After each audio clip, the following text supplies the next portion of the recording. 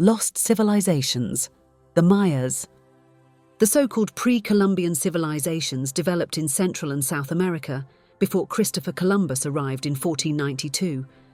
The best known among them are the Inca, Aztec, and Maya civilizations. The Maya civilization was located in southern Mexico. It was organized into city-states, and its economy was based on agriculture. There were castes in Maya society, and a hereditary monarchy ruled the cities. They worshipped many gods linked to nature, such as the sun, rain, moon, corn, and many others.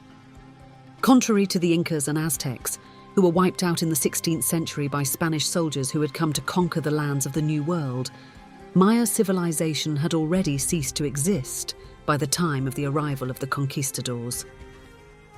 From the 8th to the 10th centuries, the great cities of Tikal and Copan were progressively abandoned for reasons we don't know. This decline was probably due to factors like war, drought, and revolt. The world of the Maya covers southeastern Mexico, the Yucatan Peninsula, Chiapas, and almost all of present-day Guatemala at the peak of its civilization. It also covered a bit of Central America, including a small part of Honduras, where the famous site of Copan is located, and part of present-day Salvador. To summarize, Salvador, Honduras, Guatemala, and Belize were formerly part of British Honduras and the Yucatan Peninsula. The three main aspects of the Maya civilization dating back to 1000 BC have been identified. Recent research has revealed a lot of information about the Maya civilization's beginnings. We now know that between 900 BC and 500 BC, the Maya already lived in the lowlands building great cities, but these are very recent discoveries. For over 300 years, Maya civilization flourished, then began to decline, and finally disappeared at the end of the first millennia of the modern era. Beyond their agricultural work, the Maya weaved cotton and worked soft metals like gold, copper, and silver to create jewelry and adornments. Then, the feudal empire declined and deteriorated, first in the south, then in the north, well before the arrival of the Spaniards. The Yucatan Maya. After the famous fall of the Classic period, around 900 AD, the Maya civilization continued to exist in the late Classic in the Yucatan region. Above and beyond this period, the Maya remained in Yucatan until the Spanish conquest. Historically, the most ancient sites in Maya territory have yet to be well known, and May proves that. Populations started to identify themselves according to certain characteristics, which became the distinguishing mark of the Maya around 1000 BC. So there was progressive development for about 13 centuries. The peak of Mayan civilization was the Classic period, which was the most prestigious period between 300 and 900 AD. The Maya civilization did not disappear, though the Classic civilization did. Maya populations did not disappear. They reinvented other lifestyles and established other sites. This last phase preceded the Spanish conquest between 980 and the 16th century, perhaps even later since the Spanish often took a long time to reach this part of the New World. So there were Maya populations that continued to live independently and in keeping with their traditions into the late 17th century, following the final revolt of the last Maya cities. The conquistador Montero conquered Yucatan in 1547, and parts of the coastline fell under Spanish rule. The city is located further inland because it was smaller and isolated within the jungle and remained independent until 1697. The Maya hierarchy was led by the king. The Maya king was a divine king who derived his powers from his ancestors. He was the intermediary between man and the forces of nature. He had the power to bring rainfall. For example, he had supernatural powers, which were obviously his strength. The nobles who oversaw the government, ran the cities, and organized everything were all around the divine king. Below them in the hierarchy was the circle of governors who resided in the secondary provinces, in the secondary cities and states.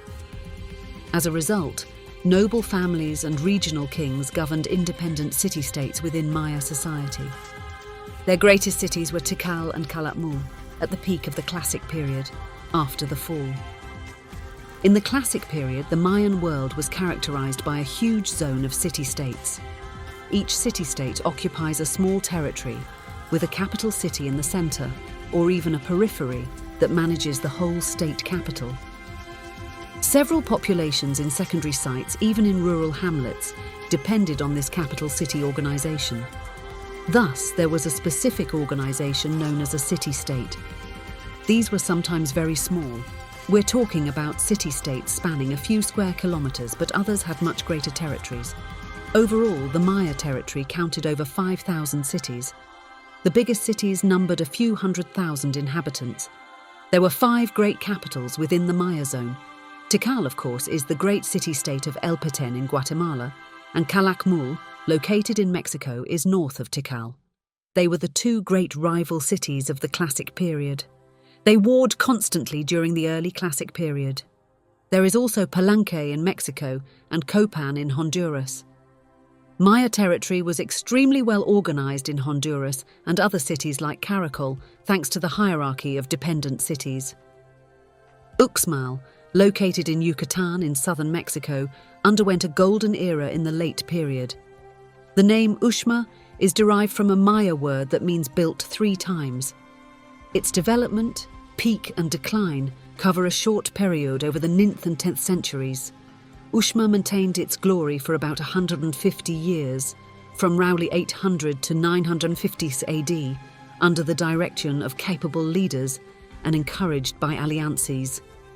Archaeological finds have revealed only the name of a single sovereign, Uxmal Chan Chak, also known in the archaeological literature under the name of King Chak. He built some of the greatest monuments in Uxmal between 895 and 907. The defense pyramid at Uxmal needed to be better restored. It is decipherable because it was constructed in many phases. There are 2 temples which are, in fact, from 2 distinct phases of construction.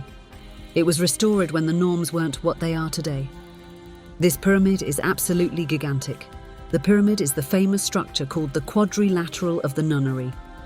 Of course, the explorers who believed the palace might be a cloister gave it this modern name due to its closed shape. In fact, this was a residential area for the elite. Beside it lies the court of a famous ball game with a ring suspended high. There are also other major construction projects, like the Governor's Palace. It is a very prestigious site, which is characteristic of the Puuc style. A bit aside, in the dominant position, it is thoroughly included in the site. A bit further away, a massive pyramid still needs to be cleared. Thus, it gives the impression of being on the site's periphery. But that is not at all the case. In fact, this is the only zone that has been dug and restored. Other structures around it place the Governor's Palace at the center of the site. Even before the restoration works, Uxmal was better preserved than most other Maya sites, thanks to its exceptional architectural quality. Most buildings were built using carefully sculpted stones, avoiding plaster use. Here, Maya, architecture proves elegant and beautiful. Uxmal dates back to the recent Classic period. It is an interesting site because it is characteristic of the Puuc architectural style. This site is particularly famous for its semi-mosaic stone decorations, whose facades are very detailed. The mask of divinity Chak is repeatedly portrayed here with his hook-shaped nose or upper lip hooks protruding from the facades, which is very common at Uxmal. This site is truly characteristic of Puuc's architectural design. Architectural work on the walls, a series of snake bars, the symbol of Maya kingship during the Classic period, surround King Chak. Thanks to its good condition, Uxmal is one of the rare Maya cities that gives us a good idea of the overall aspects of Maya. The transformation of the city is a grand realization. The great changes in the site and the great constructions seen today while walking around the site are linked to King Chak. He reigned from the late 9th century to the early 10th century, at the end of the Classic period, which was not yet the post-Classic period. Interestingly, at this time, many of the great capital cities of the Maya world disappeared from the central lowlands where they were located. Many major sites of the Classic period disappeared before 800 or around 800. The sites that developed after 800, like Uxmal, are rather few and far between. The Maya worshipped the sun, the rain, the moon, and many other gods. They believed that the winged snake god, who had entered the underworld of the dead and sprayed the ancestors' bones with his own blood to bring them back to life, had created them. Whether you're from a simple family or from the royal family at the summit of the social hierarchy, you were part of a lineage and you always had an ancestor who was particularly worshipped together. Were the ancestors deified? In any case, much care went into finding locations for their sepulchres. Specific cults were devoted to their mortal remains. The family's life was organized around these mortal remains. The site, or capital, was organized around the founder. A family housing group was organized around the oratory. The burial spot of the person is considered the founder of the family's lineage. The leaders of the highest-ranking ancestral lineage were buried in worship temples atop the pyramids. In this way, nobody could ignore them. The deceased ancestor had joined the gods in the underworld naturally. However, the degree to which he became a deity needs to be clarified. But he was an important figure to whom he had to be referred. The Maya religion did not remain unchanged throughout its long existence. In the classic period, worship was centered around the king, the guarantor of cosmic order and the intercessor between the ancestors and supernatural entities.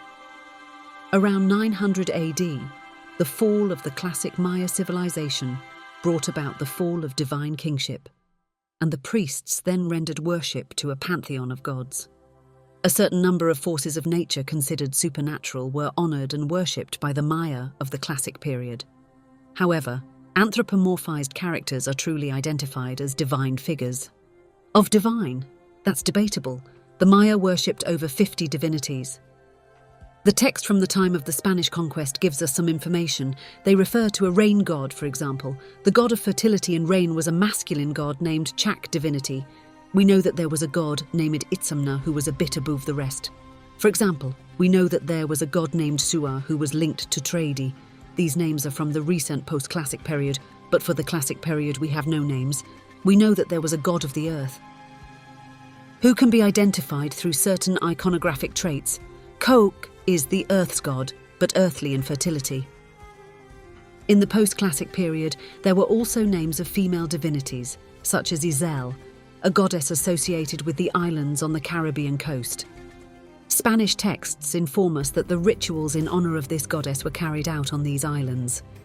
Cozumel Island was a site of pilgrimage for women. Palenque is a city in the Mexican state of Chiapas. It is one of the most impressive Maya sites compared to the other cities. Although it is of medium size, it stands out nonetheless for its architectural and sculptural heritage. The city was already abandoned during the Spanish conquest in the 16th century. It is believed that the Mayans founded Palenque around 100 BC in the pre-classic period. It was then a small ville, mainly agricultural, with many streams and springs. The site's excavated zone barely includes 3 square kilometers, less than 10% of the city's total surface area. Over 1,000 structures still remain under the forest cover. One of the most famous Maya tombs is that of King Pakal. Through a number of inscriptions, we have come to know this dynasty quite well. It is one of the most famous dynasties in the Maya world. Pakal, the first and most famous of the Maya kings, ascended to the throne in 615. He erected most of Palenque's palaces and temples, and the city then became a place of glory and splendor. The pyramid temple is a scaled pyramid substructure. It is a step pyramid, and a staircase leads to the top. It is a raised platform on which stands a temple, which is usually made of stone, but only sometimes. Depending on the period, some places had these temples at least partially built of perishable materials. Temple Pyramid. The period temple was a place of worship, but it was also the burial site of the leaders. So the more royal tombs we dig, we will find the tomb of the nobles. Inside these pyramids are the tombs of the nobles. Thus, these temples were also sites of dynastic worship linked to certain royal dynasties. Palenque.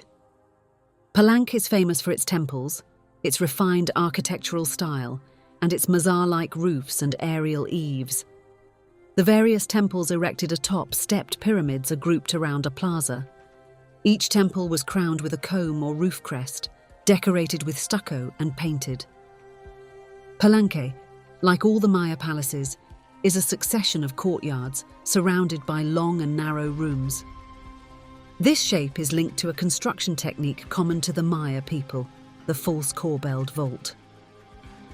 This technique calls for narrow rooms and prevents the construction of multi-structures because it makes for a very fragile construction. It is one of the defining traits of Maya architecture. Long rooms that serve as reception halls surround a succession of courtyards. These halls are often decorated with bench seats that were considered thrones, where the Maya kings sat during audiences. I look at the score on the Palenque. Around the courtyards there are a series of low-relief sculptures and stucco-modelled motifs. In some cases they represent the king as a majestic character. Elsewhere, groups of prisoners emphasise the role of the king as a warrior, as the purveyor of sacrifices victorious in war, a king capable of increasing his territory and the prestige of his city-state. In fact, the entire site is covered in inscriptions that still need to be completed. The kings of Palenque proclaimed that their ancestry originated in a very distant past. Some even bragged that it originated with the creation of the world, which in Maya mythology occurred in the year 3114 BC. The Pyramid of Inscriptions is the burial site of King Tikal. Today we know that this pyramid was built to cover Pechon's tomb. It was built, erected, and furnished at the same time as the pyramid itself. Since the funerary chamber is located in the ground under the pyramid, a massive staircase was built within the pyramid to give access to it. Pyramid power was a set of funerary things that weren't set in stone, though. It is a dynastic temple that covers the tomb of King Tikal I. In the early 9th century, Palenque played an important role in the region. In spite of this, emigration had already begun, and the sites were gradually abandoned as the forest began covering them. In the 16th century, the region was nearly uninhabited. Pure Maya's writing at this time was mainly done on scales. Texts were written in stone. The text is inscribed on lapierre. Later in the post-classic period, texts written on bark, paper or parchment could be found on parchment. These are later texts. There is an evolution from inscriptions set in stone to writings on perishable materials in the classic period. At the peak of the great city-states, the texts were political. They detailed the succession of kings but did not discuss their lives. There is absolutely nothing in the details of daily life. These texts commemorated kings coming to power, the birth of an heir, or victory over another city-state. The capture and sacrifice of the king were made in another city-state. All of this is commemorated in the monuments that stand at the centre of the city. They are thus inscriptions of a political nature. In glyphs, symbols called suffixes or postfixes surround the central image according to their placement in relation to it. These symbols serve as the foundation for glyphic writing. The signs can be read phonetically. It is a mix of ideographic and phonetic script.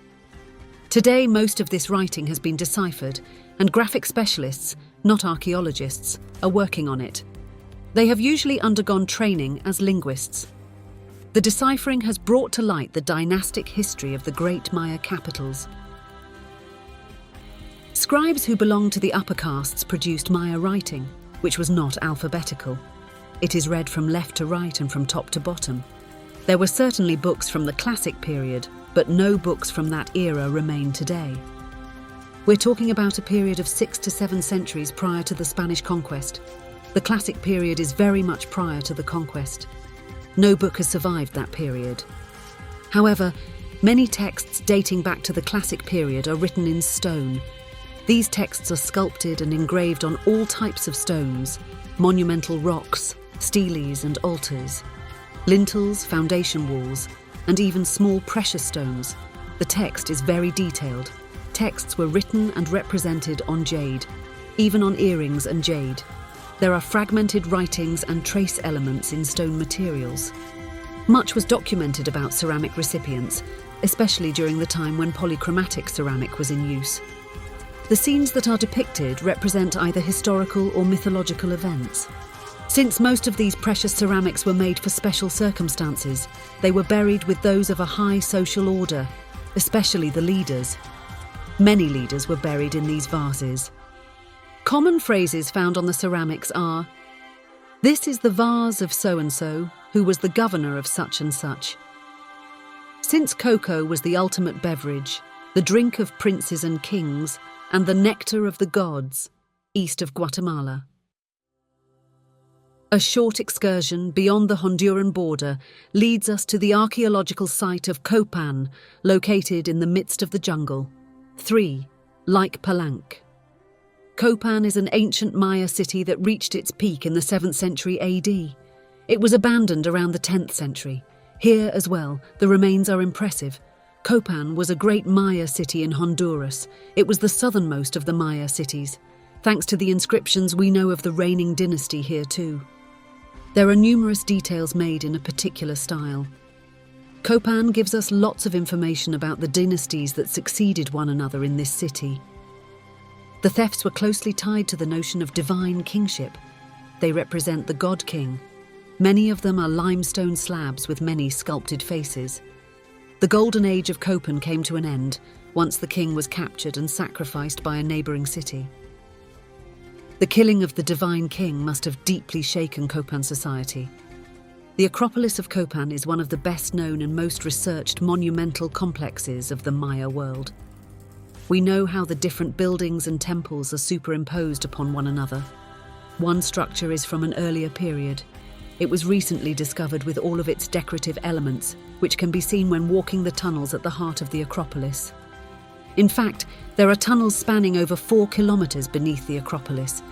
Within these underground galleries, important tombs were discovered. And in one of them, the face of the Sun King looks down on us, frowning. Further north in Mexico, the coastal city of Tulum on the Caribbean Sea was a fortress of traders and a major fishing port. The city's foundation dates back to 564, as is mentioned in some inscriptions. However, the majority of the remains date from the late post-classic period, that is after 1200. Tulum was a prosperous trade and religious centre until the Spanish conquest. The site was devoted to the worship of the divine god. Tulum is a major site of the post-classic period that is striking because it is by the sea. Its architecture could be more remarkable. There are small temples and small houses. It is very emblematic of the Maya post-classic period. Tulum was still inhabited at the time of the Spanish conquest and until the early 20th century. Villagers from the surrounding area would come there bearing offerings. The city is extremely well located economically. It reveals the economic activities that had become very important in the early post-classic period. Since Tulum was first and foremost a ceremonial port, it is also a ceremonial centre located opposite the Caribbean islands. It served as a stop-off for sailors returning to Honduras. The city is built on a rather porous limestone block. The construction could be of better quality, and many have become very eroded by the sea air. They were originally protected by a thick layer of stucco that aimed to cover all the irregularities of the construction. Even the architecture has become decadent at this time. The grandeur of the past Maya cities is no longer there. At the peak of their civilization throughout the empire, the Maya had no knowledge of the wheel or of the hard metals used to make tools, but they practiced writing, astronomy, and mathematics. The Maya were great mathematicians. They performed calculations to establish their calendar very early on. We now know it was established in the BC times. These calculations involved a lot of numbers, including zeros. So they were very much ahead of the European world at the same time, both in mathematics and in the observation of the stars. Since they had a solar calendar, a certain number of astronomical observations are based on the cycles of the Moon and Venus. Know that certain buildings were oriented towards certain constellations, in particular towards Orion. The Maya thus spend a lot of time observing the sky, the stars, and their changes in position throughout the day. Chichen Itza is an ancient city on the Yucatan Peninsula in Mexico. In the 10th century, it was the region's major religious site. Today, it is one of the major and most visited archaeological sites. Chichen Itza was declared a UNESCO World Heritage Site in 1988 and was elected one of the 7 wonders of the world.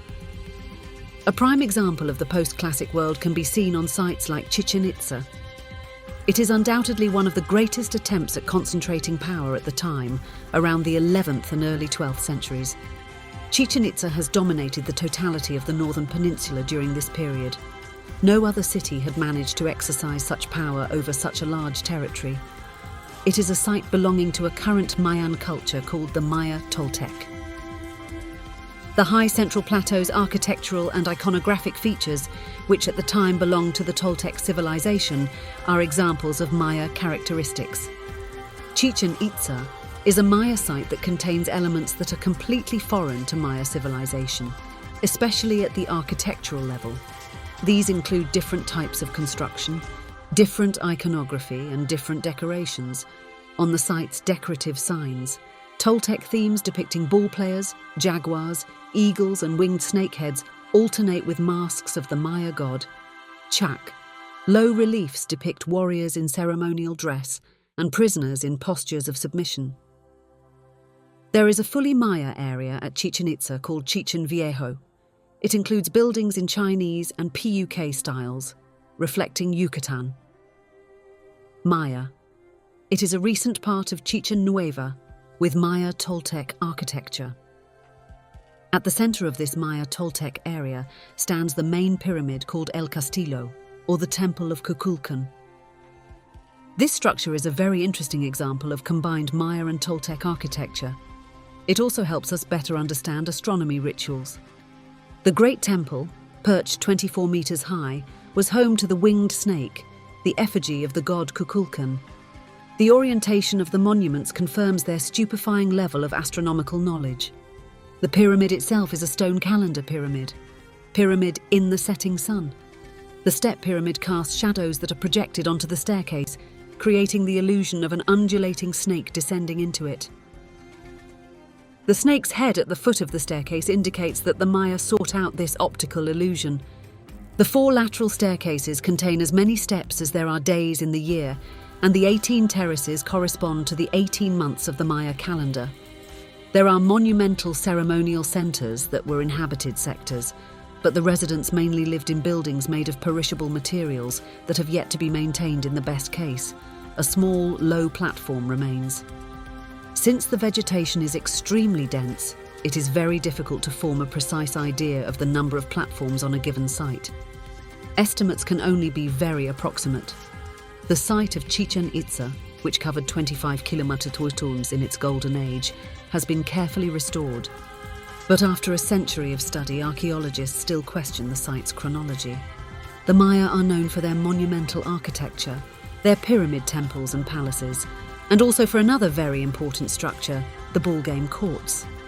These 3 types of construction are found in all ceremonial centres, relying on the great low-relief frescoes that surround the court.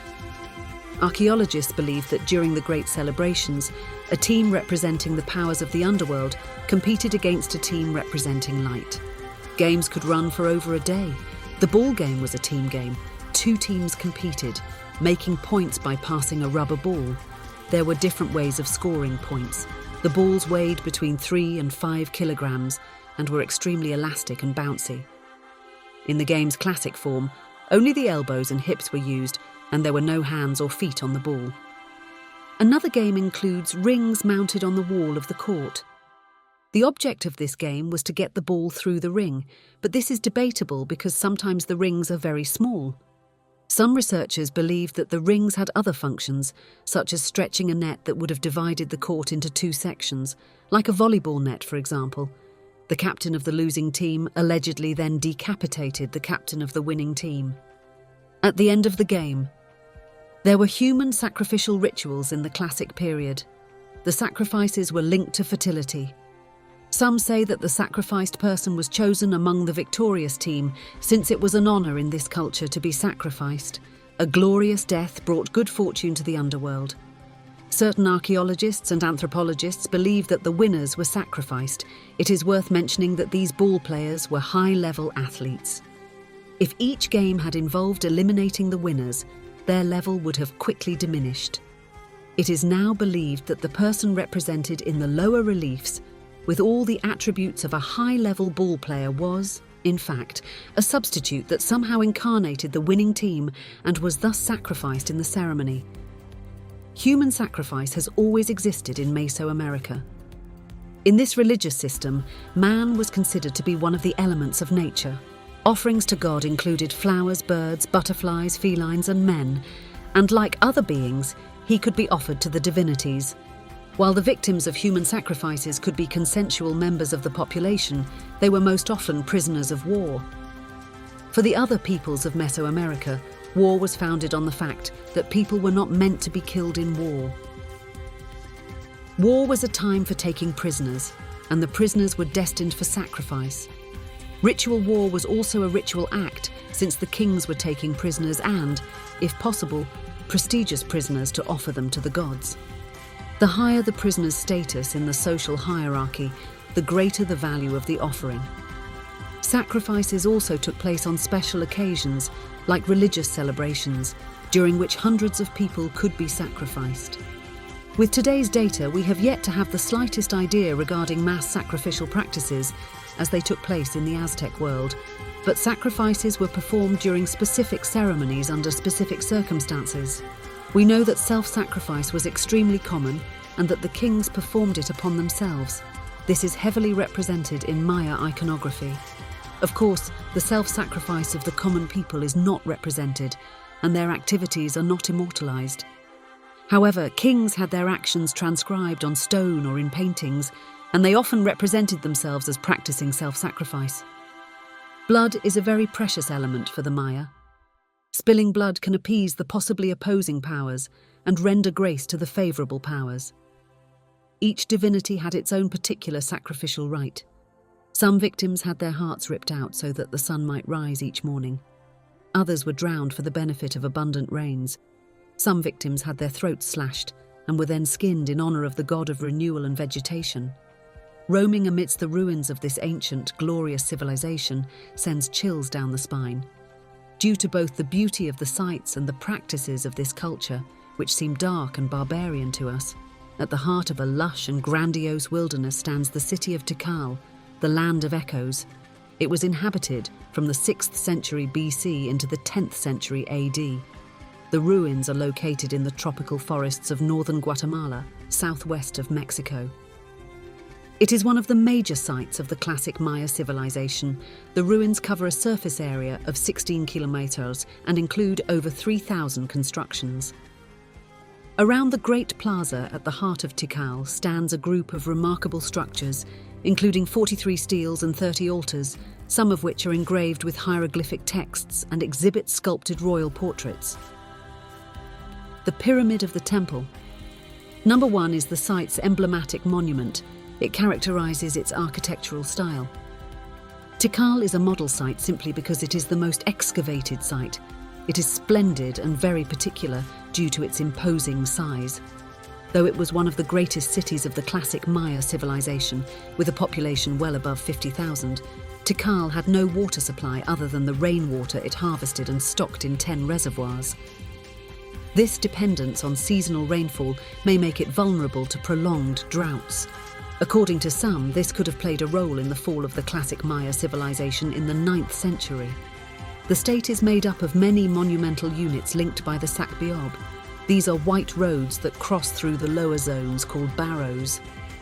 These zones are fitted out as water reserves and intensive farming areas. So, there are many monumental units linked by these roads that are more like ceremonial roads. There are thousands of ancient constructions at Tikal, and only a fraction of them have been excavated. Before its rediscovery in 1840, the jungle completely engulfed this city for many centuries. Article. The last known and dated inscription is from the year 869. The reason for the quasi-total depopulation of the powerful Maya cities in the early 9th century remains a mystery. Hypotheses have been put forth to explain the brutal fall of civilization at its peak. However, specialists still do not agree on the causes of such a radical upheaval. Wars, ecological disasters, famines, religion, or a combination of these factors are among the explanations put forth to explain the decline of one of the world's great civilizations.